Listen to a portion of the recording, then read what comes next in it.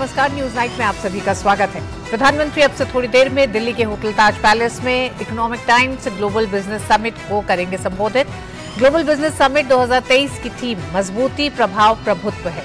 ये वैश्विक व्यापारिक शिखर सम्मेलन हर साल होता है और द टाइम्स ग्रुप इसकी मेजबानी करता है। न्यूज नाइट में साथ ही बताएंगे आपको बीजेपी ने पीएम मोदी पर टिप्पणी करने वाले अरबपति जॉर्ज सोरोस पर किया पलटवार, कहा भारत के खिलाफ है ये साजिश। इसी के साथ देश, दुनिया और खेल की होंगी खबरें, लेकिन सबसे पहले अभी तक की सुर्खियां। एकनाथ शिंदे गुट को चुनाव आयोग से मिली बड़ी जीत। आयोग ने शिंदे गुट को दिया शिवसेना का नाम, झंडा और धनुष तीर चुनाव चिन्ह। शिंदे गुट को सुप्रीम कोर्ट से भी राहत। कोर्ट ने स्पीकर के अधिकारों से जुड़े नवाब रेबिया मामले को 7 जजों वाली बड़ी बेंच में भेजने से उद्धव गुट की मांग से किया इनकार। अब 21 फरवरी से उद्धव ठाकरे और एकनाथ शिंदे गुट के दावे पर मेरिट के आधार पर होगी सुनवाई।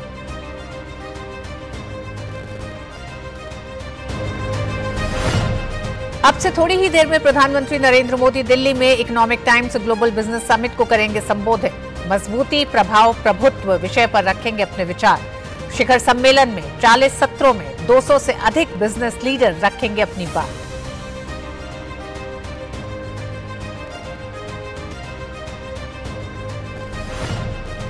अमेरिकी कारोबारी जॉर्ज सोरोस के बयान पर बरसी बीजेपी। केंद्रीय मंत्री स्मृति ईरानी ने सोरोस के बयान को बताया भारतीय लोकतंत्र को ध्वस्त कर अपने चुने हुए नुमाइंदों से देश चलाने का इरादा।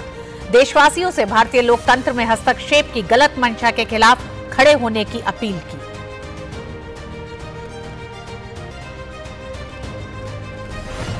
मेघालय और नागालैंड में गरमाया प्रचार का काम। केंद्रीय गृह मंत्री अमित शाह ने मेघालय में की 2 रैलियां। कहा एनपीपी सरकार के कुशासन और भ्रष्टाचार के कारण मेघालय की स्थिति खराब। राज्य में भ्रष्टाचार मुक्त और पारदर्शी सरकार देने का दिया भरोसा। कांग्रेस नेता जयराम रमेश ने कहा बीजेपी गठबंधन सरकार नागालैंड के लोगों के लिए अपने इरादे करे स्पष्ट। बीबीसी के मुंबई दिल्ली स्थित दफ्तरों में आईटी सर्वे को लेकर आयकर विभाग का बयान। कहा 3 दिन के सर्वे के बाद बीबीसी के दफ्तरों में टैक्स को लेकर गड़बड़ियों का हुआ खुलासा। अलग अलग भाषाओं में सेवाओं के आधार पर सही तरीके से नहीं दिखाया लाभ। बाहर भेजे गए पैसे पर नहीं चुकाया गया भारत में दे टैक्स। ऑपरेशन दोस्त के तहत भूकंपग्रस्त तुर्की में राहत और बचाव के लिए गई एनडीआरएफ की पहली टीम लौटी स्वदेश। तुर्की में दल के अभियान को बताया बेहद चुनौतीपूर्ण। एनडीआरएफ के डीजी ने कहा 34 इमारतों में किया बचाव कार्य, 2 बच्चियों की बचाई जान।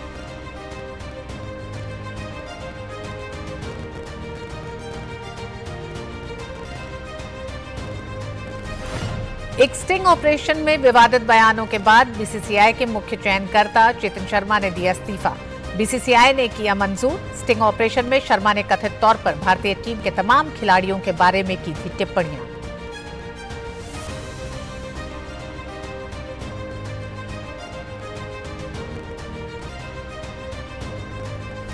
दिल्ली में भारत ऑस्ट्रेलिया टेस्ट सीरीज के दूसरे मैच में भारतीय गेंदबाजों के आगे कंगारू पहली पारी में 263 रन बनाकर हुए आउट। शमी ने झटके 4 विकेट। रविंद्र जडेजा और आर अश्विन को 3-3 विकेट पहले दिन का खेल खत्म होने तक टीम इंडिया ने बनाए बिना विकेट खोए 21 रन।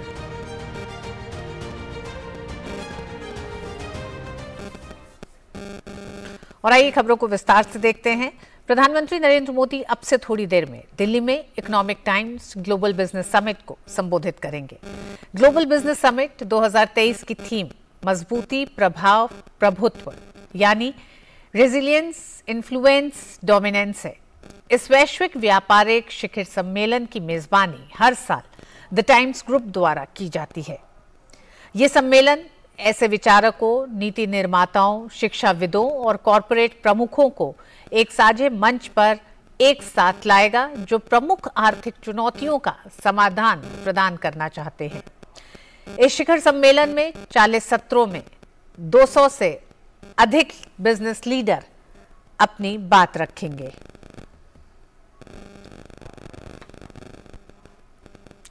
भारत निर्वाचन आयोग ने एकनाथ शिंदे की टीम को असली शिवसेना के रूप में मान्यता दे दी है। आयोग ने शुक्रवार को शिवसेना का तीर कमान चुनाव चिन्ह भी शिंदे गुट को दे दिया है। इस फैसले के बाद उद्धव ठाकरे की टीम को करारा झटका लगा है। उद्धव ठाकरे को अपनी पार्टी का नाम और पहचान यानी चुनाव चिन्ह दोनों खोना पड़ा है। चुनाव आयोग ने पाया कि उद्धव गुट की पार्टी का संविधान अलोकतांत्रिक है। इसमें लोगों को बिना किसी के चुनाव के नियुक्त किया गया था। आयोग ने यह भी पाया कि शिवसेना के मूल संविधान में अलोकतांत्रिक तरीकों को गुपचुप तरीके से वापस लाया गया, जिससे पार्टी निजी जागीर के समान हो गई। इन तरीकों को चुनाव आयोग 1999 में नामंजूर कर चुका था। पिछले साल जून में एकनाथ शिंदे ने बगावत करके उद्धव ठाकरे की महाविकास आघाड़ी सरकार का तख्ता पलट कर दिया था। तब से पार्टी उद्धव ठाकरे और एकनाथ शिंदे के समर्थकों के बीच बंट गई थी। शिंदे गुट की बगावत के बाद महाराष्ट्र में उद्धव ठाकरे को सीएम पद से इस्तीफा देना पड़ा था और फिर एकनाथ शिंदे ने सीएम और बीजेपी से देवेंद्र फडणवीस ने डिप्टी सीएम पद की शपथ ली थी। सुप्रीम कोर्ट से शिवसेना के उद्धव ठाकरे खेमे को बड़ा झटका लगा है। शिवसेना विधायकों की अयोग्यता के मामले में सुप्रीम कोर्ट ने कहा है कि इसे बड़ी बेंच के पास भेजे जाने की जरूरत नहीं है। इस मामले में कोर्ट ने सुनवाई के लिए अगली तारीख 21 फरवरी तय की है। देश की सबसे बड़ी अदालत को आज महाराष्ट्र के सियासी संकट पर बड़ा फैसला देना था। कोर्ट को यह तय करना था कि स्पीकर के पावर का मामला 7 जजों वाली बड़ी बेंच को भेजा जाए या फिर 5 जजों की बेंच ही इस केस की सुनवाई करे। सुप्रीम कोर्ट ने इसे तुरंत 7 न्यायाधीशों की एक बड़ी बेंच को भेजने से इनकार कर दिया। चीफ जस्टिस डीवाई चंद्रचूड़ की अध्यक्षता वाली 5 जजों की बेंच ने शिवसेना विधायकों के मामले की सुनवाई करते हुए इसे बड़ी बेंच के पास भेजे जाने से इनकार किया है। अब 21 फरवरी से उद्धव ठाकरे और एकनाथ शिंदे गुट के दावे पर मेरिट के आधार पर सुनवाई होगी। उद्धव ठाकरे गुट को आज एक बड़ा झटका लगा है, क्योंकि उनकी फिरियाद थी कि ये हम 7 जजेस के पास भेजा जाए मैटर नबम रेबिया के रेफरेंस के लिए, लेकिन सुप्रीम कोर्ट ने वो रिजेक्ट किया है और उन्होंने कहा है कि ये 7 जजेस के पास नहीं जाएगा बल्कि हमारे पास ही रहेगा, यानी 5 जजेस के पास, और 21 फरवरी से इसका रेगुलर हियरिंग स्टार्ट होगा। दरअसल 2016 में नवाब रेबिया फैसले में 5 जजों की संविधान पीठ ने कहा था कि अगर स्पीकर के खिलाफ हटाने का प्रस्ताव पेंडिंग है तो वो विधायकों की अयोग्यता पर फैसला नहीं ले सकते। उद्धव ठाकरे ग्रुप और आइए सीधे आपको लिए चलते हैं नई दिल्ली के होटल ताज पैलेस में ईटी ग्लोबल बिजनेस समिट में, जहां प्रधानमंत्री नरेंद्र मोदी पहुंच चुके हैं और अब से कुछ ही देर में प्रधानमंत्री इस ग्लोबल बिजनेस समिट को संबोधित करेंगे।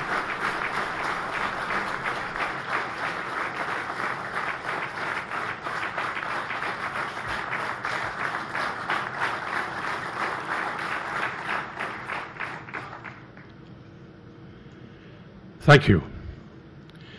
May I now request Shri Sameer Jain and Shri Vineet Jain to welcome the Honorable Prime Minister with a shawl and a bouquet of flowers.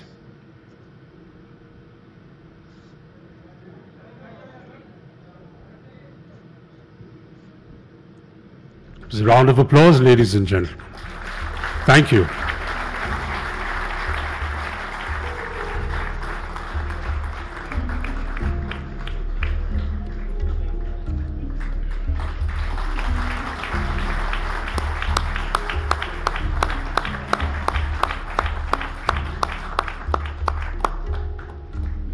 Sameer Jain to please present the shawl to the Honorable Prime Minister.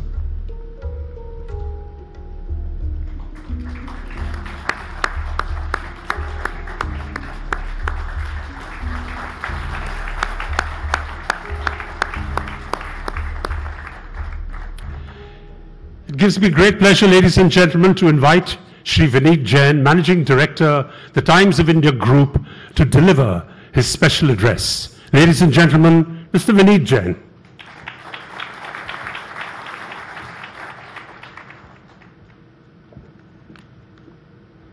Honorable Prime Minister, Shri Narendra Modi ji, distinguished guests, ladies and gentlemen.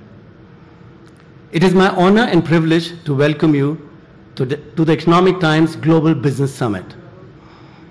This summit is particularly special because we meet in a physical format after 2 years, leaving behind the devastation caused by the pandemic. 2 years ago, like other countries, our economy shrunk. Many were quick to write obituaries about India's status as a rising economic power. all these naysayers have been proven wrong. Honorable Prime Minister, under your able stewardship and guided by your untiring efforts, India has demonstrated remarkable resilience, resolve, and self-reliance to emerge stronger out of the pandemic's long shadow. This new India has its eyes firmly on the future, even as it marches with determination on the Kartavya Path. There's now an unmistakable air of excitement and optimism about India, at a time when large parts of the developed world stare at a recession. In this period of uncertainty, India stands out as a beacon of hope. It's now the world's 5th largest economy and is on track to join the top 3. It'll be one of the major engines of global growth in the years ahead, thanks to the manner in which our Prime Minister has combined Gati and Shakti.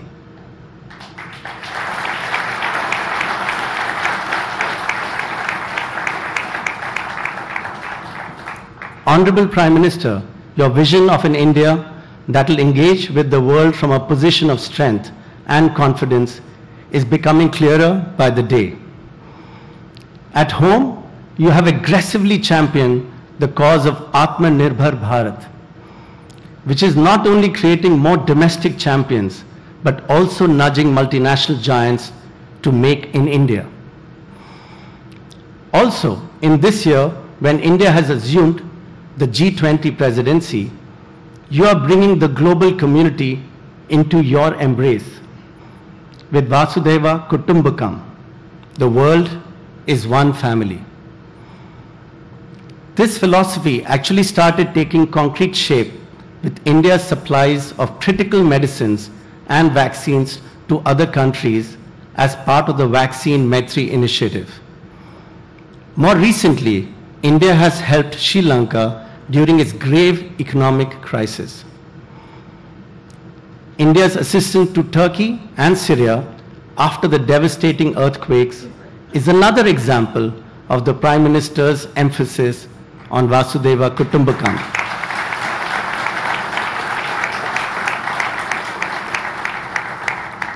As we enter Amrit Kal, India under Prime Minister Modi ji's leadership has found confidence in articulating an India First policy, driven by growing economic, military and diplomatic prowess, as well as a sense of optimism about the future.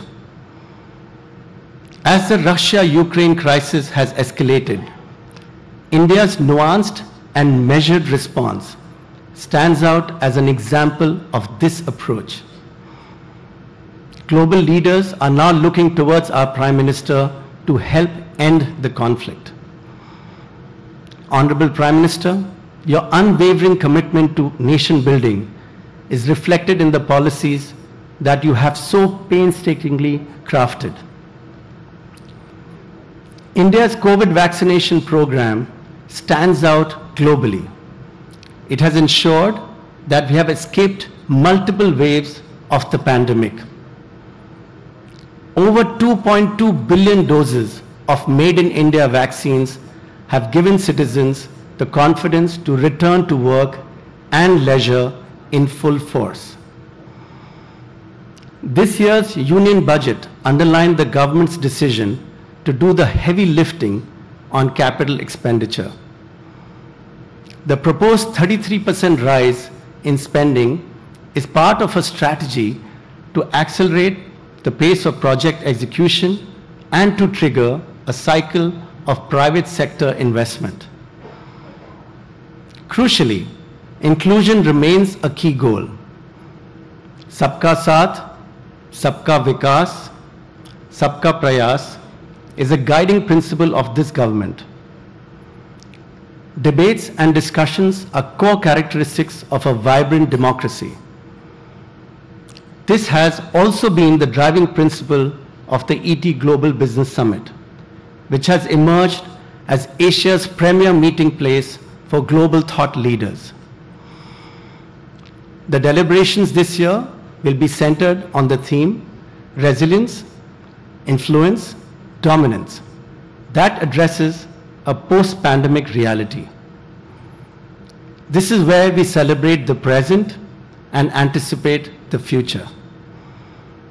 Honorable Prime Minister, there cannot be a better person than you, a champion of reforms and innovation, and a towering global leader today to set the context for this year's ETGBS.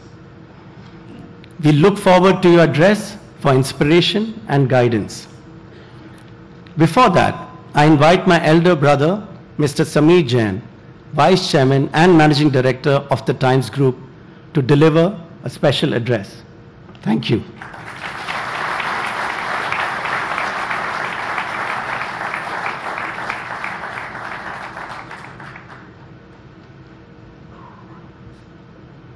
परम आदरणीय प्रधानमंत्री जी, प्यारे विनीत, प्रिय साथियों, अभी right now ये आर्थिक महायज्ञ जो शुरू किया है वो शिवरात्रि का उत्सव का दिन है। ये बहुत हमारे सौभाग्य और गर्व की बात है कि शिवरात्रि पे प्रधानमंत्री यहाँ पधारे। शिवरात्रि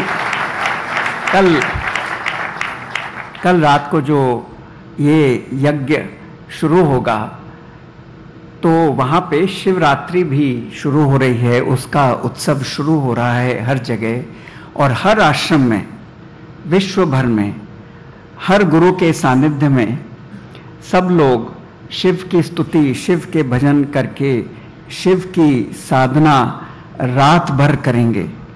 ये जो शिव का दिन है वो दिन है जो ब्रह्मरंध्र से ब्रह्मांड में जुड़ जाने का। ये एक दिन है जब हम अपने आप जो मेरा असली स्वरूप है वो दिन है ये जानने का, क्योंकि आदि शंकराचार्य ने कहा है कि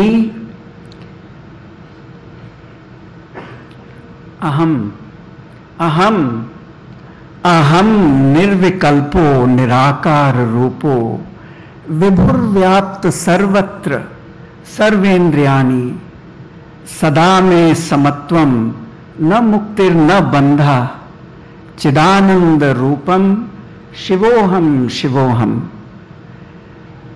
जिसके लिए बंधन नहीं है उसके लिए मुक्ति भी नहीं है। जो शिव के चरणों में है वो मुक्त ही है। ये लोक कल्याण जो शिव भगवान की शिक्षा है वो सिर्फ अपने स्वार्थ और सिर्फ परिवारवाद के लिए जीने से नहीं प्राप्त होती। प्रधानमंत्री जी युवा अवस्था में अपने को जानने और हिंदुस्तान का दर्शन करने निकल गए थे। तब से वो हिंदुस्तान की समृद्धि में जुड़े हुए हैं, हर क्षण हर पल। पहले उन्होंने समाज की सेवा की, अब देश की सेवा, और अब G20 एक सीढ़ी है कि विश्व की सेवा और नेतृत्व, लीडरशिप प्रधानमंत्री के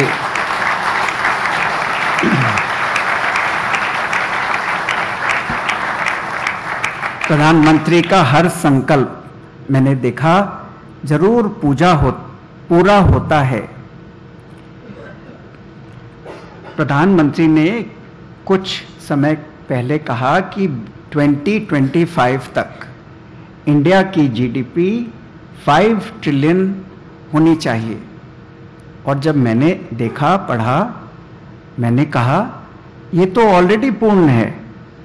हमने अपने एडिटर्स से बात की, उनसे कहा इसको नए विचारधारा से आप सींचिए, आप सोचिए। कल टाइम्स ऑफ इंडिया में एडिटोरियल पेज पर इसका पूरा डिटेल में आप पढ़ सकते हैं, क्योंकि ये 5 ट्रिलियन आज ही पूर्ण है। आपको सिर्फ 140 लोग इस देश में हैं और 3 करोड़ भारतवासी, भारतवंशी विदेश में हैं, और उनकी जो इनकम है एवरेज इंडियन से 100 गुनी है। तो हमारे आंकड़े ऐसे लगते हैं कि 5 ट्रिलियन उनको जोड़ा जाए, जो मोदी जी उनको इतनी सत्ता देते हैं वहाँ जाकर, जैसे टेक्सास में गए और जगह भी, जैसे वो एम्ब्रेस करते हैं। आप सब हिंदुस्तान में उनको इंक्लूड करिए। केवल उनका पासपोर्ट अलग है, लेकिन उनका जो दिल दिमाग है वो हिंदुस्तान में है। तो उनको आप इस इकोनॉमी के पूरे भागीदार मानिए, और ये कृपा आप डिटेल, क्योंकि उसमें टाइम लगेगा, कल टाइम्स में एडिटोरियल पेज पे इस कॉन्फ्रेंस के दायित्व में ज़रूर आप शामिल करें कि क्या ये संकल्प पूर्ण हो गया है। ये हिंदुस्तान में लक्ष्मी को केवल धन के रूप में नहीं देखा गया। जैसे प्रधानमंत्री जी ने ये ओरिजिनल थॉट आदि लक्ष्मी से ये बात रखी कि 2025 तक 5 ट्रिलियन, तो पहले कोई संकल्प जो होता है, शुद्ध संकल्प सिद्धि उसकी होती है जो निस्वार्थ होता है। जब मेरा संकल्प केवल मेरे लिए, मेरे परिवार के लिए होगा, वो तो स्वार्थ का होगा, तो उसमें प्रकृति आपका विरोध करेगी। लेकिन जब संकल्प सारे विश्व के भलाई के लिए होगा, तो सारी प्रकृति जुड़ जाती है वो संकल्प पूरा करने के लिए।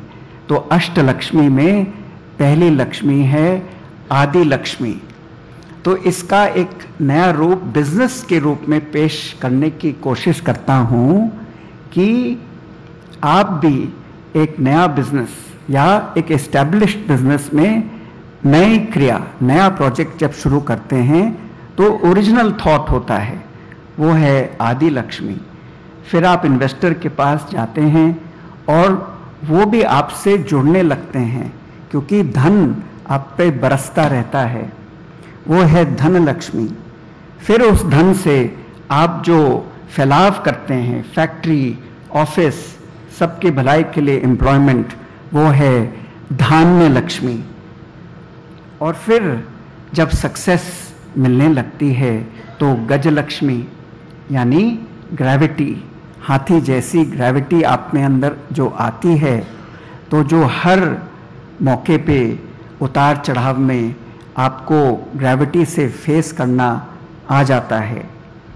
फिर विद्या लक्ष्मी, प्रधानमंत्री जी ने 5 साल पहले भटनागर पुरस्कार के स्पीच में कहा था, जो ये शब्द उस समय सबको नहीं मालूम थे। आपने कहा था AI, blockchain, machine learning, digital manufacturing. तो 5 साल पहले से कह रहे हैं कि जो तुम्हारी विद्या होवे लक्ष्मी की, वो ultra modern, absolutely up to date होवे, तब हर स्थिति में टेक्नोलॉजी के माध्यम से आप विश्व को जीत सकते हैं। उसके बाद होगा मार्केट में अप्स एंड डाउन्स। कोई भी स्टॉक मार्केट सीधा ऊपर नहीं जाता। यदि मार्केट अप है तो वो डाउन जाएगा, यदि डाउन है तो वो अप जाएगा। यही एक मार्केट का सिद्धांत है। तो उस समय आपको धैर्य चाहिए, वो है धैर्य लक्ष्मी। और जब सक्सेस मिल जाती है तो ह्यूब्रिस, मैं देखता हूँ सक्सेसफुल लोगों में ईगो बहुत बढ़ जाता है, उनसे बात करना मुश्किल हो जाता है, उनमें ह्यूमन फीलिंग कम होती जाती है। उस समय आप विजय पाइए अपने ईगो के ऊपर, वो है विजय लक्ष्मी। और जो वासुदेव कुटुंब का मोदी जी ने इतना ऊंचा सिद्धांत, भारत के कल्चर हजारों साल का सारे विश्व के सामने फैला दिया है, जो आप सुबह से फॉरेन स्पीकर से भी सुन रहे हैं, वो है परिवार लक्ष्मी। तो आपका सिर्फ 4 जनों का जो मैं मेरे का परिवार होगा, उसमें जीवन का आनंद मेरे अनुभव में तो बिल्कुल नहीं है।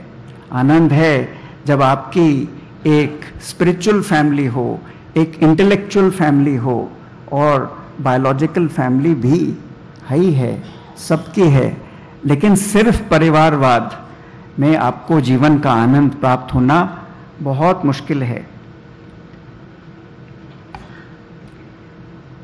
एक और छोटा सा आइडिया है जो प्रधानमंत्री जी को पेश किया था कि आप मर्दों की इनकम टैक्स रेट 1% बढ़ा दें, स्त्रियों की 1% घटा दें।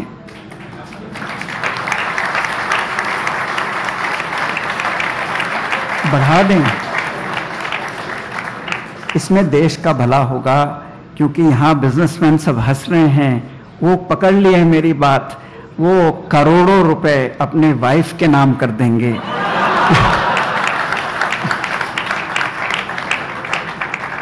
आज जो मर्दों की फाइल है उनकी स्त्रियों की फाइल से ज्यादा है, तो वो सारी फाइल ट्रांसफर करेंगे। और मोह के बारे में गीता कहती है कि ये मोह असमय पे आता है, रॉन्ग टाइम पर। तो जब शादी होके उनकी नई 20 बरस की उम्र में जब स्त्री आती है, तब से वो फाइल बढ़ाना शुरू कर देंगे। जब से एक लड़की पैदा होती है उसकी फाइल बननी शुरू हो जाएगी, क्योंकि 2% का हर साल फायदा होगा।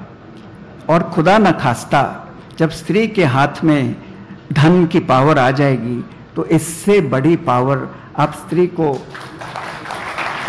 मेरी कल्पना में नहीं दे सकते हैं। और एक कहना चाहिए, नहीं कहना चाहिए, लेकिन जब बाद में मन मुटाव होता है तो स्त्री की पावर ऐसी हो जाएगी कि धन तो मेरे पास है। इसके आगे नहीं बोलता हूं। चलिए, बहुत खुशी हुई, बहुत उत्सव हुआ। हम सब अब ये अमृत काल में, अमृत मंथन में जुड़ जाएं, खूब आनंद में रहें, उत्साह उमंग से अपनी ऊर्ध्व गति शिव भक्ति में करें। और इसमें मेरा पूरा विश्वास है कि हिंदुस्तान एक समृद्ध भारत होगा, नहीं है, हर समय था और ये हर समय बढ़ता जाएगा।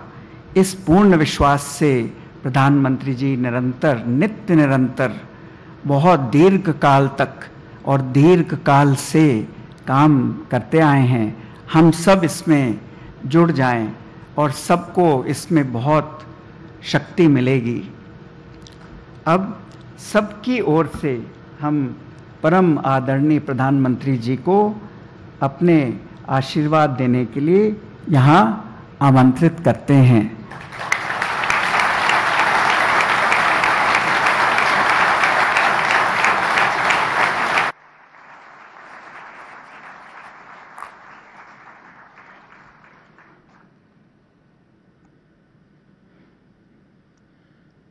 टाइम्स ग्रुप के Shri Sameer Jain ji, Shri Vineet Jain ji, global business summit में आए हुए सभी महानुभाव, इंडस्ट्री के साथी, सीईओज, एकेडमिशियंस, मीडिया जगत के लोग, अन्य महानुभाव, देवी और सज्जनों, मैं अपनी बात पर आने से पहले मैं शिव भक्ति और लक्ष्मी उपासना की तरफ थोड़ा, आपने सुझाव दिया है इनकम टैक्स बढ़ाने के लिए, पता नहीं ये लोग क्या करेंगे बाद में, लेकिन आपकी जानकारी के लिए इस बार बजट में एक बहुत महत्वपूर्ण निर्णय किया है। और महिलाएं विशेष रूप से अगर बैंक डिपॉजिट करते हैं, 2 साल के समय तय किया है, तो उनको एश्योर्ड एक विशिष्ट प्रकार का ब्याज दिया जाएगा। और ये मैं समझता हूं कि जो आप कह रहे हैं उसका एक अच्छा कदम है, शायद आपको पसंद आएगा। अब ये आपके एडिटोरियल डिपार्टमेंट का काम है कि सारी चीजें ढूंढ करके कभी उचित लगे तो जगह दे दे इसको।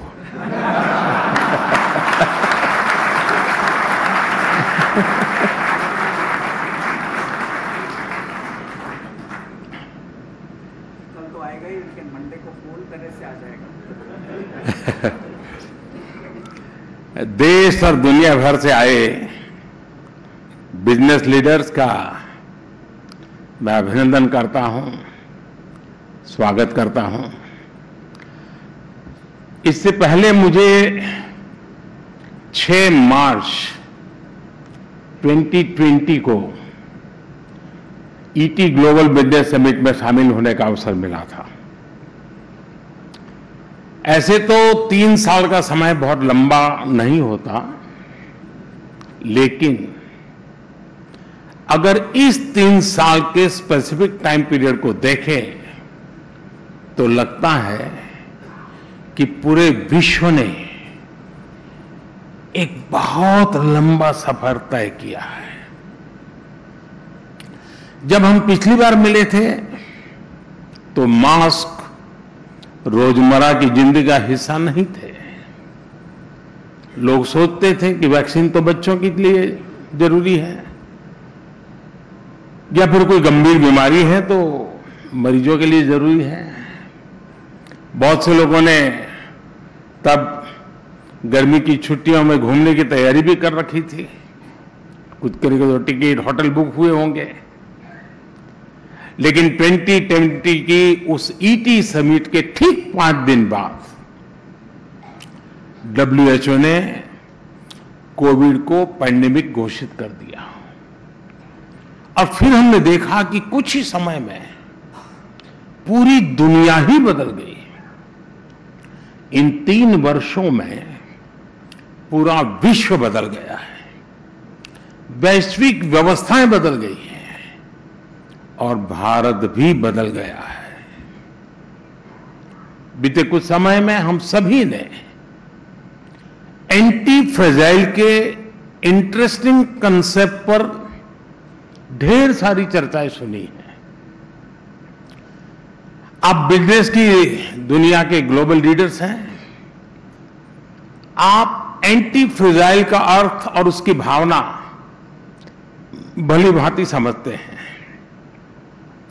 एक ऐसा सिस्टम जो न सिर्फ विपरीत परिस्थितियों का मुकाबला करे, बल्कि परिस्थितियों का ही उपयोग करके और ज्यादा मजबूत हो जाए, विकसित हो जाए। मैंने जब एंटी फ्रेजाइल कंसेप्ट के बारे में सुना तो सबसे पहले मेरे मन में 140 करोड़ भारतीयों की सामूहिक संकल्प शक्ति की छवि उभरी थी।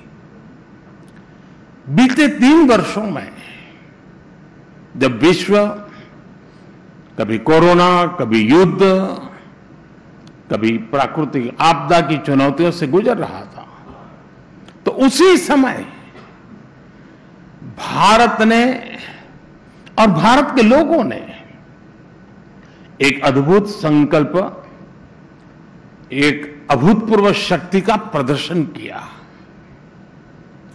भारत ने दुनिया को दिखा दिया है कि एंटी फ्रेजाइल होने का असली मतलब क्या होता है।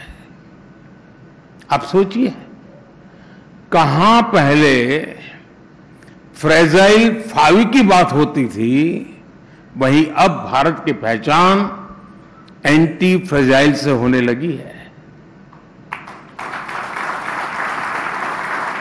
भारत ने दुनिया को पूरे विश्वास से दिखाया है कि आपदा को अवसरों में कैसे बदला जाता है।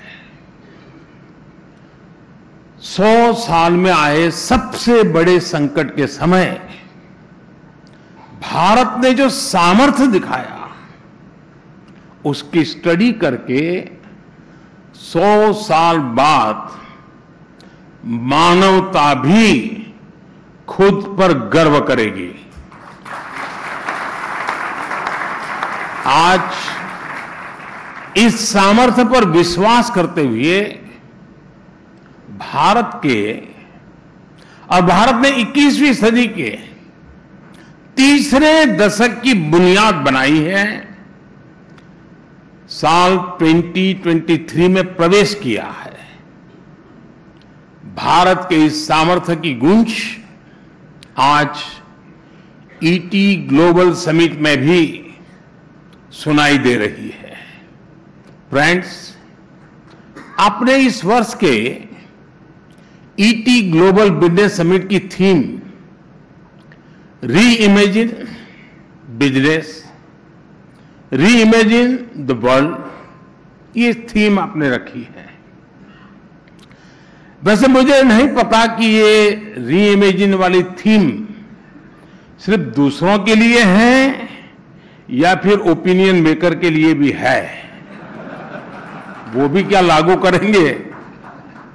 हमारे यहां तो अधिकतर ओपिनियन मेकर्स हर 6 महीने में एक ही प्रोडक्ट के रीलॉन्च, रीलॉन्च उसमें बिजी रहते हैं।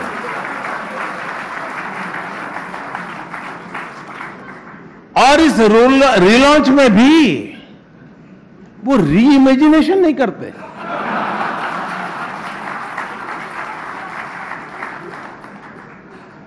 खैर,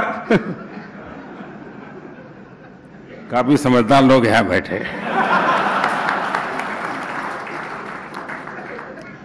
जो भी हो, लेकिन ये आज के समय के लिए बहुत ही रिलेवेंट थीम है,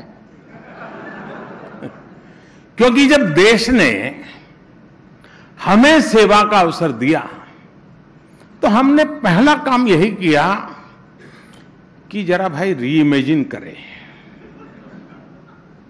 2014 में स्थिति ये थी कि लाखों करोड़ों के घोटालों की वजह से देश की साख दांव पर लगी हुई थी। भ्रष्टाचार की वजह से गरीब अपने हक की चीजों के लिए भी तरस रहा था। युवाओं की एस्पिरेशंस परिवारवाद और भाई भतीजावाद की बलि चढ़ रहे थे। पॉलिसी पैरालिसिस की वजह से इंफ्रास्ट्रक्चर प्रोजेक्ट्स में बरसों की देरी हो रही थी। ऐसे सोच और अप्रोच के साथ देश का तेजी से आगे बढ़ना मुश्किल था। इसलिए हमने तय किया कि गवर्नेंस के हर सिंगल एलिमेंट को री इमेजिन करेंगे, री इन्वेंट करेंगे। सरकार गरीबों को एम्पावर करने के लिए वेलफेयर डिलीवरी को कैसे सुधारे, हमने ये री इमेजिन किया। सरकार अधिक एफिशिएंट तरीके से कैसे इंफ्रास्ट्रक्चर बना सके, हमने ये री इमेजिन किया। सरकार का देश के नागरिकों के साथ कैसा रिश्ता हो, रिलेशन हो, हमने री इमेजिन किया। मैं आपको वेलफेयर डिलीवरी से जुड़ी री इमेजिनेशन पर विस्तार से थोड़ा बताना चाहता हूं। गरीबों के पास भी बैंक अकाउंट हो, गरीबों को भी बैंक से लोन मिले, गरीब उनके लिए अपने घर और प्रॉपर्टी के राइट्स मिले, उन्हें टॉयलेट, इलेक्ट्रिसिटी और क्लीन कुकिंग फ्यूल या फिर तेज इंटरनेट कनेक्टिविटी मिले, इनकी पहले उतनी जरूरत ही नहीं समझी जाती थी। इस सोच को बदला जाना, री इमेजिन किया जाना बहुत जरूरी था। कुछ लोग गरीबी हटाओ की बातें भले करते थे, लेकिन सच्चाई ये थी कि पहले गरीबों को देश पर बोझ माना जाता था। इसलिए उन्हें अपने हाल पर छोड़ दिया गया था, जबकि हमारा फोकस गरीबों को एम्पावर करने पर है ताकि वे देश की तेज ग्रोथ में अपने पूरे पोटेंशियल के साथ कंट्रीब्यूट कर सके। डायरेक्ट बेनिफिट ट्रांसफर डीबीटी का एग्जाम्पल आपने भली भांति आपकी नजर गई होगी। आप जानते हैं कि हमारे यहां गवर्नमेंट स्कीम्स में करप्शन, लीकेज और मिडिलमैन, ये बातें आम तौर पर कॉमन थी और समाज ने भी स्वभाव से स्वीकार कर लिया था। सरकारों का बजट, सरकारों की स्पेंडिंग बढ़ती गई, लेकिन गरीबी बढ़ते गए, गरीबी भी बढ़ती गई। आज से 4 दशक पहले तब के प्रधानमंत्री राजीव गांधी जी ने कहा था कि वेलफेयर के लिए 1 रुपया दिल्ली से भेजते हैं तो बेनिफिशियरी तक पहुंचते पहुंचते वो 15 पैसा हो जाता है। कौन सा पंजा घिसता था मुझे मालूम नहीं है।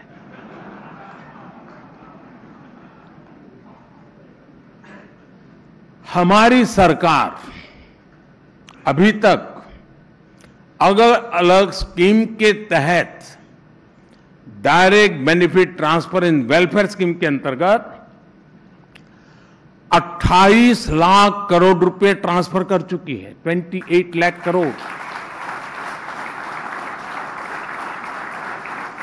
अब आप सोचिए, राजीव गांधी जी ने जो कहा था उसी बात को मैं आज के साथ जोड़ूं तो 1 रुपये में से 15 पैसा पहुंचता वाली बात को पकड़ूं तो 85% यानी कि 24 लाख करोड़ ये रकम किसी के जेब में चली गई होती, किसी ने लूट लिया होता, रफा दफा हो गई होती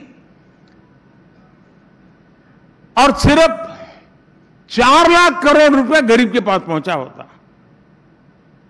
लेकिन चूंकि मैंने रीइमेजिन किया, डीबीटी की व्यवस्था को प्राथमिकता दी, आज 1 रुपया दिल्ली से निकलता है, 100 के 100 पैसे उसके पास पहुंचते हैं। ये है रीइमेजिन।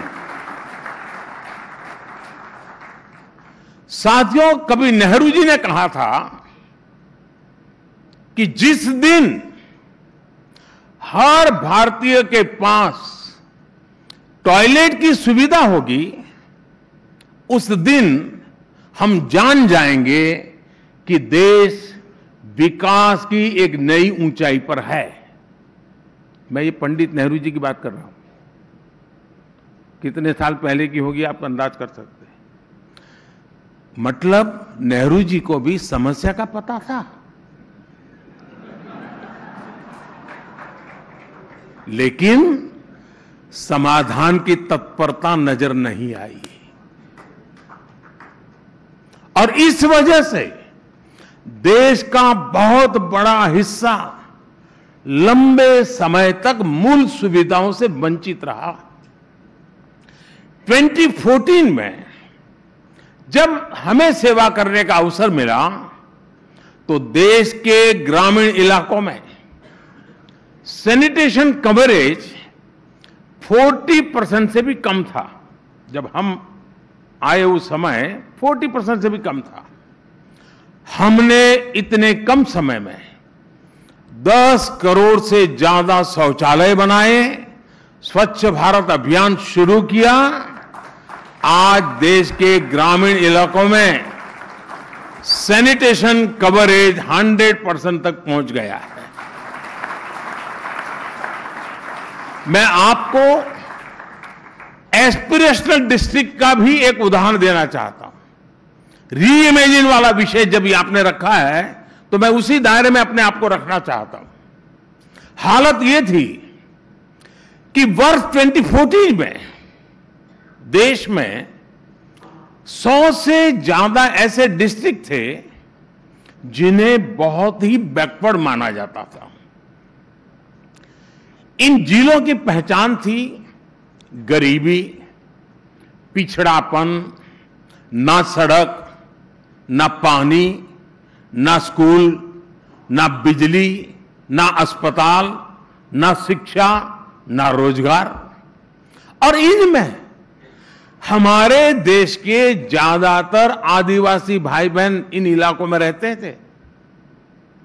हमने बैकवर्ड के इस कंसेप्ट को रीइमेजिन किया और इन जिलों को एस्पिरेशनल डिस्ट्रिक्ट्स बनाया।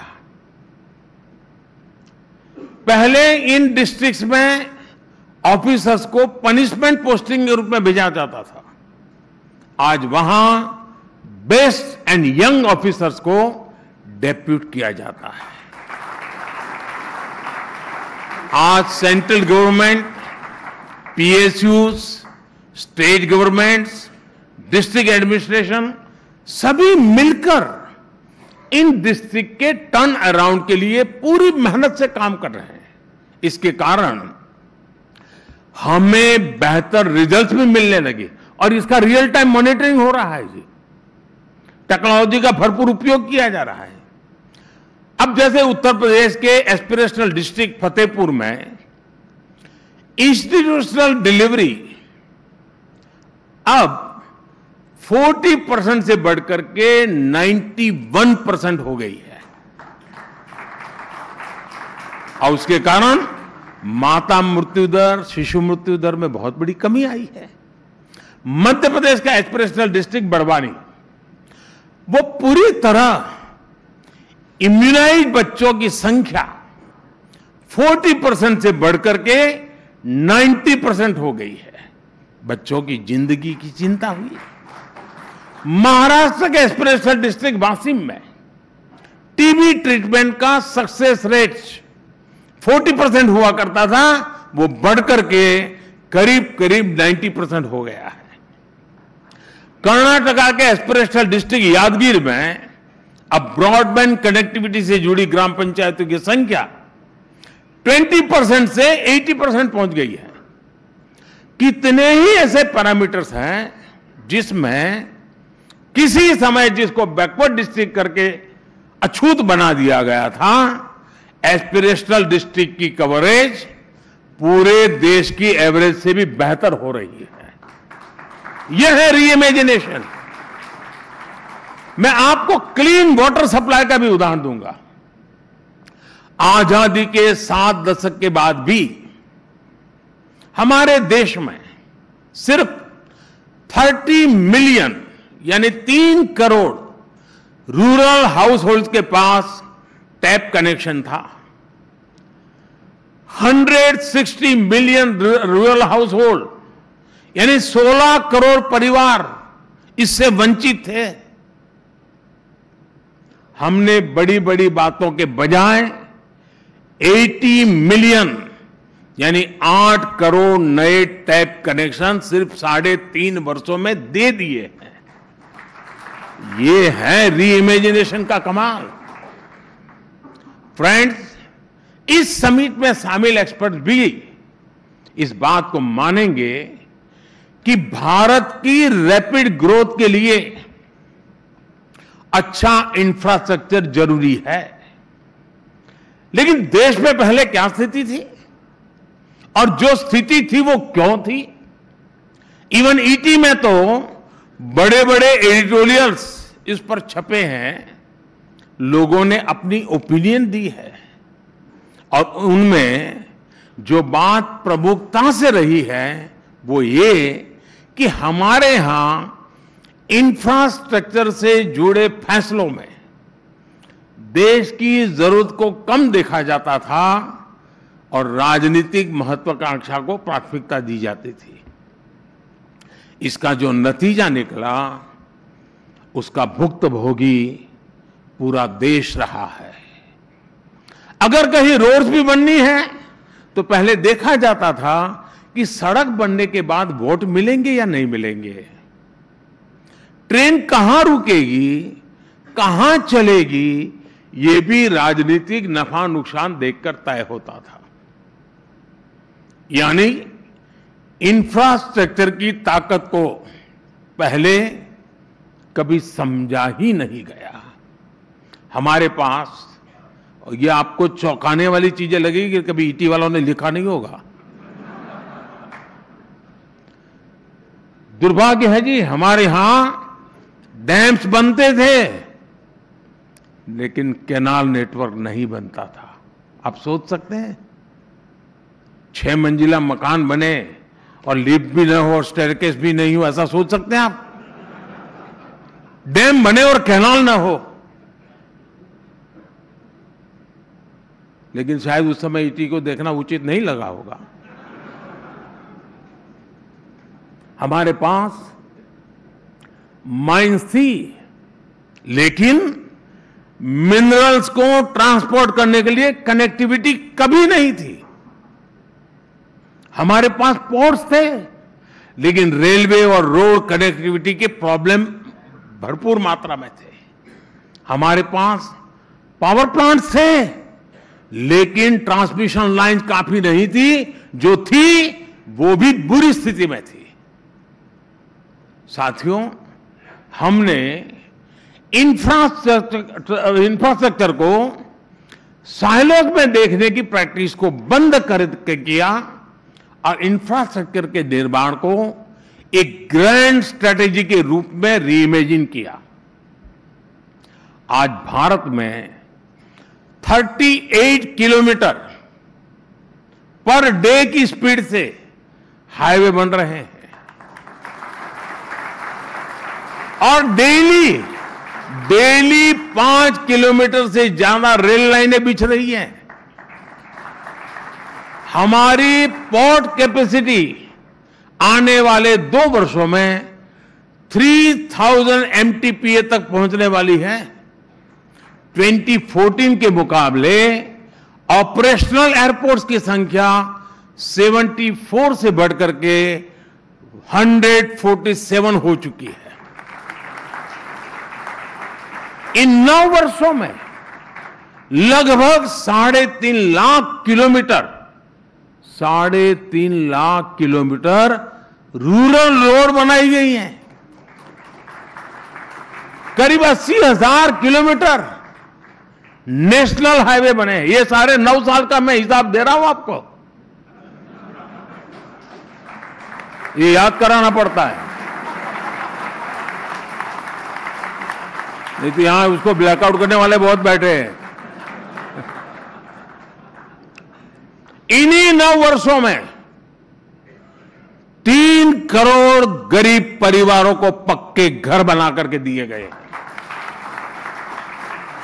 और ये 3 करोड़ का आंकड़ा इतना बड़ा है कि दुनिया के कितने ही देशों की इतनी आबादी भी नहीं है जितने घर बना करके हमने 9 साल में भारत के गरीबों को दिए हैं। साथियों, भारत में पहली मेट्रो 1984 में शुरू हुई थी। यानी हमारे पास टेक्नोलॉजी आ गई, एक्सपर्टीज आ गई, लेकिन फिर हुआ क्या? देश के ज्यादातर शहर मेट्रो से वंचित रहे। 2014 तक, यानी आपने मुझे सेवा करने का मौका दिया, उसके पहले 2014 तक हर महीने आधा किलोमीटर के आसपास ही नई मेट्रो लाइन बना करती थी। आधा किलोमीटर। 2014 के बाद मेट्रो नेटवर्क बिछाने की एवरेज बढ़कर लगभग 6 किलोमीटर पर मंथ हो चुकी है। अभी भारत मेट्रो रूट लेंथ के मामले में दुनिया में 5वें नंबर पर पहुंच चुका है। आने वाले कुछ महीनों में ही हम दुनिया में 3रे नंबर पर पहुंचने वाले हैं। फ्रेंड्स, आज पीएम गति शक्ति नेशनल मास्टर प्लान इंफ्रास्ट्रक्चर के निर्माण को तो गति दे रहा है, और जैसा विनीत जी ने कहा, गति और शक्ति दोनों को हमने जोड़ा है। यानी ये पूरा कंसेप्ट कैसे गति दे रहा है और उसका परिणाम क्या है, ये सिर्फ रेड रोड तक सीमित नहीं है। जब ये हम सोचते हैं गति शक्ति, तो ये एरिया डेवलपमेंट का भी उसमें कंसेप्ट है, और वहां के पीपल का भी डेवलपमेंट, ऐसे एक त्रिवेणी सी व्यवस्था इसमें जोड़ी गई है। गति शक्ति प्लेटफॉर्म पर आप में से जो लोग टेक्नोलॉजी में रुचि रखते होंगे, इनके लिए शायद ये जानकारी बड़े इंटरेस्टिंग रहेगी। आज गति शक्ति का जो हमारा प्लेटफॉर्म है, इंफ्रास्ट्रक्चर मैपिंग की 1600 से अधिक 1600 से ज्यादा डेटा लेयर्स हैं, और कोई भी प्रपोजल आर्टिफिशियल इंटेलिजेंस की मदद से 1600 लेयर से गुजर करके निर्णय करती है। हमारे एक्सप्रेसवे हो या फिर दूसरा इंफ्रास्ट्रक्चर, आज शॉर्टेस्ट और सबसे एफिशिएंट रूट तय करने के लिए एआई से भी जोड़ा गया है। पीएम गति शक्ति से एरिया और पीपल डेवलपमेंट कैसे होता है, इसका एक एग्जांपल आपको मैं देता हूं। इससे हम किसी एक एरिया में पॉपुलेशन डेंसिटी और स्कूल की अवेलेबिलिटी, उसको हम मैपिंग करते हैं स्पेस टेक्नोलॉजी का, और 1600 जो पैरामीटर है उसके आधार पर, और सिर्फ डिमांड या पॉलिटिकल कंसिडरेशन के आधार पर स्कूल अलॉट करने के बजाय हम जहां जरूरत है वहां स्कूल बना सकते हैं। यानी ये गति शक्ति प्लेटफॉर्म, यानी मोबाइल टावर कहां लगाना उपयोगी होगा वो भी तय कर सकती है। ये अपने आप में एक यूनिक व्यवस्था खड़ी की है। साथियों, हम इंफ्रास्ट्रक्चर को कैसे रीइमेजिन कर रहे हैं, इसका एक और एग्जांपल हमारा एविएशन सेक्टर है। यहां मौजूद बहुत कम लोगों को ये पता होगा कि हमारे यहां बरसों तक एक बहुत बड़ा एयर स्पेस डिफेंस के लिए रिस्ट्रिक्ट करके रखा हुआ था, और इस वजह से हवाई जहाजों को भारत में कहीं भी आने जाने में ज्यादा समय लगता था, क्योंकि वो अगर डिफेंस का एयर स्पेस है तो आप वहां नहीं जा सकते, आपको घूम करके जाना पड़ता था। इस समस्या को सुलझाने के लिए हमने आर्म फोर्सेस के साथ बात की। आज 128 एयर रूट्स को सिविलियन मूवमेंट के लिए भी खोला जा चुका है। इसके कारण फ्लाइट पार्ट्स छोटे हो गए, जिससे टाइम भी बच रहा है, फ्यूल भी बच रहा है, दोनों प्रकार का सेविंग में मदद मिल रही है। और मैं आपको एक और आंकड़ा दूंगा, इस एक फैसले से लगभग 1 लाख CO2 एमिशंस भी कम हुआ है। ये होती है रीइमेजिनेशन की ताकत।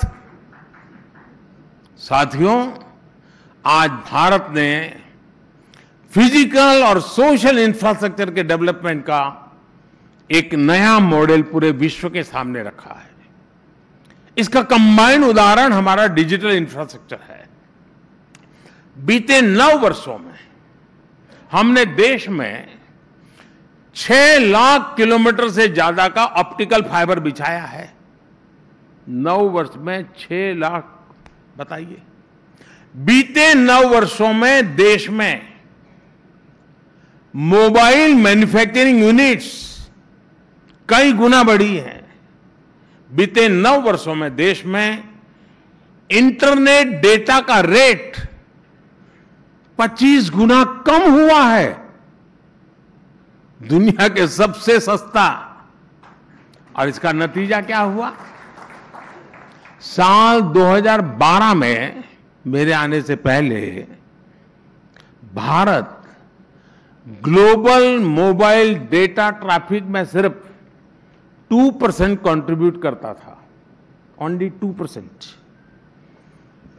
जबकि वेस्टर्न मार्केट की कंट्रीब्यूशन उस समय 75% थी। 2022 में भारत के पास ग्लोबल मोबाइल डेटा ट्रैफिक का 21% शेयर था, जबकि नॉर्थ अमेरिका और यूरोप के पास ग्लोबल ट्रैफिक का 1/4 शेयर ही रह गया है। आज दुनिया की 40% real time digital payment Bharat में होती है, दुनिया की 40%। ये उन लोगों को, देश के लोगों को जवाब है जो सोचते थे कि भारत के गरीब कहां से डिजिटल पेमेंट कर पाएंगे।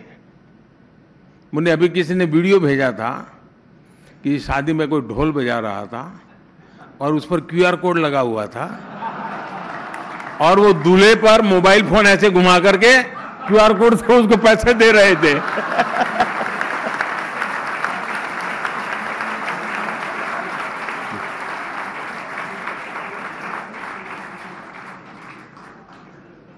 रीइमेजिनेशन के इस दौर में भारत के लोगों ने ऐसे लोगों की सोच को ही रिजेक्ट कर दिया है जो एक पार्लियामेंट में बोलते थे तो गरीब ये कहां से करेगा।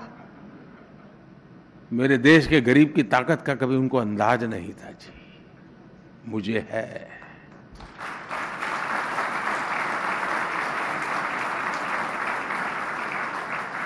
फ्रेंड्स, हमारे देश में लंबे समय तक जो सरकारें रही या जो सरकार चलाने वाले रहे, उन्हें माई बाप कल्चर बहुत पसंद आता था।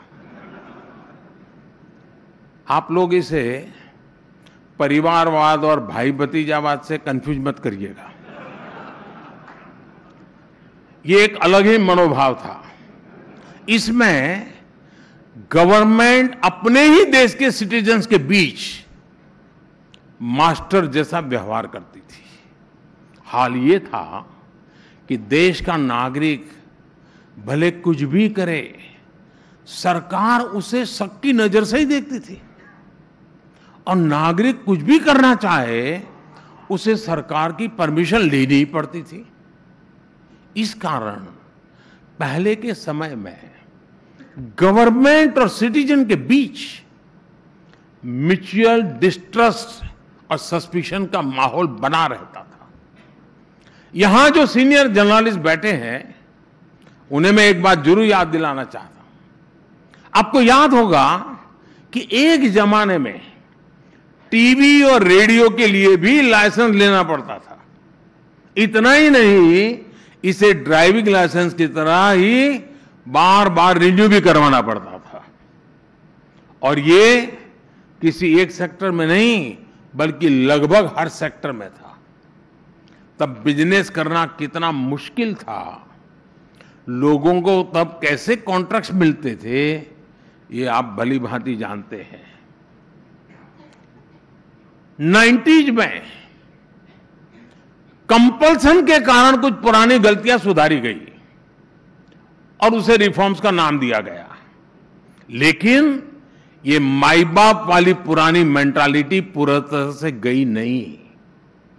2014 के बाद हमने इस गवर्नमेंट फर्स्ट मेंटालिटी को पीपल फर्स्ट अप्रोच की तरफ रीइमेजिन किया। हमने नागरिकों पर ट्रस्ट के प्रिंसिपल पर काम किया। सेल्फ एसिस्टेशन हो या फिर लोअर रैंक जॉब्स के इंटरव्यू हमने खत्म कर दिए। मेरिट के आधार पर कंप्यूटर तय करता है, उसको जॉब मिल जाती है। छोटे छोटे इकोनॉमिक ऑफेंस को डीक्रिमिनलाइज करना हो या फिर जन विश्वास बिल हो, कोलेटरल फ्री मुद्रा लोन्स हो या फिर एमएसएमईज के लिए सरकार खुद गारंटर बने, ऐसे हर प्रोग्राम, हर पॉलिसी में ट्रस्टिंग द पीपल ही हमारा मंत्र रहा है। अब टैक्स कलेक्शन का एग्जाम्पल भी हमारे सामने है। 2013-14 में देश का ग्रॉस टैक्स रेवेन्यू लगभग 11 लाख करोड़ रुपए था 2013-14 में, जबकि 23-24 में ये 33 लाख करोड़ रुपए से अधिक रहने का एस्टिमेट है। यानी 9 साल में ग्रॉस टैक्स रेवेन्यू में 3 गुना की वृद्धि हुई है। और ये तब हुआ है जब हमने टैक्स रेट घटाया है। समीर जी के सुझाव के वाले तो मैं अभी छूना नहीं है, हमने तो घटाया है। इसके जवाब में मैं चाहूंगा, आप आज जो दुनिया से जुड़े हैं उसके साथ सीधा संबंध है, मैं 3 बातों पर फोकस करना चाहता हूं। पहला ये कि टैक्स पेयर्स का नंबर बढ़ा है। अब मुझे बताइए, टैक्स पेयर का नंबर बढ़ा, उसकी क्रेडिट किसको दोगे आप? बहुत स्वाभाविक है, सरकार के खाते में जाता है। या फिर यह कहा जा सकता है कि अब लोग ज्यादा ईमानदारी से टैक्स पे कर रहे हैं। अगर ये भी है तो भी क्रेडिट सरकार को ही जाता है। तो बॉटम लाइन ये है कि जब टैक्स पेयर को लगता है कि उसका दिया टैक्स पाई पाई जनहित में, देश हित में, जन कल्याण में, देश कल्याण में ही उपयोग होगा, तो ईमानदारी से टैक्स भरने के लिए आगे आता है, उसको मोटिवेशन मिलता है। और ये आज देश देख रहा है। और इसलिए मैं टैक्स पेयर का आभार व्यक्त करता हूं कि सरकार की ईमानदारी पर भरोसा करके वह सरकार को टैक्स देने के लिए आगे आ रहे हैं। सीधी सी बात है कि लोग आप पर जब तब ट्रस्ट करते हैं जब आप उन पर ट्रस्ट करते हैं। भारत के टैक्स सिस्टम में आज जो बदलाव आया है, और वो इसी वजह से आया है। टैक्स रिटर्न्स के लिए हमने प्रोसेस को सिंप्लीफाई करने के लिए ट्रस्ट के आधार पर ही प्रयास किए। हम फेसलेस असेसमेंट के लेकर के आए। मैं आपको एक फिगर देना चाहता हूं। इनकम टैक्स डिपार्टमेंट ने इस साल 6.5 करोड़ से अधिक रिटर्न्स को प्रोसेस किया है। इनमें से करीब करीब 3 करोड़ रिटर्न्स 24 घंटे में प्रोसेस हुए हैं।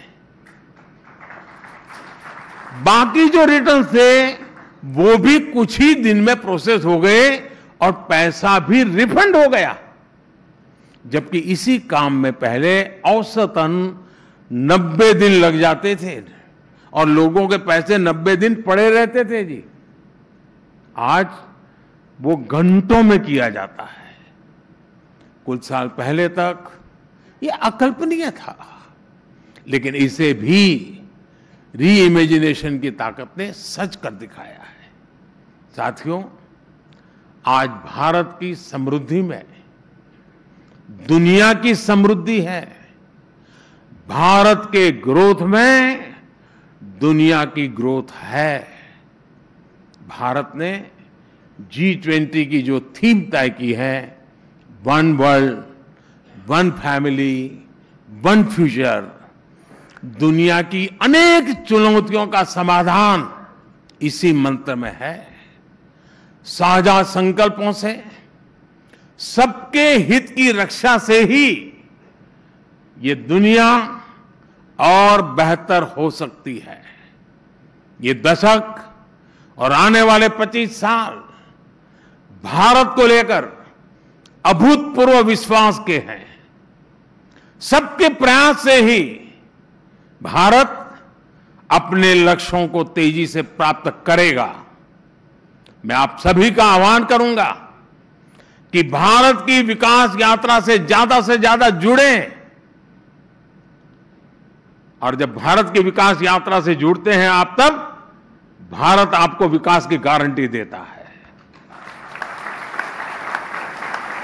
आज ये भारत का सामर्थ्य है। मैं ईटी का आभारी हूं कि मुझ जैसे व्यक्ति को यहां बुलाया। अखबार में जगह न मिले, लेकिन यहां तो मिल जाती है कभी कभी।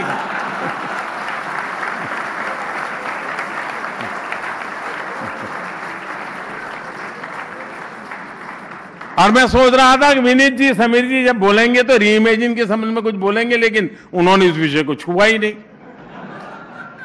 तो शायद उनके एडिटोरियल बोर्ड विषय तय करता होगा और मालिक को बताता नहीं होंगे।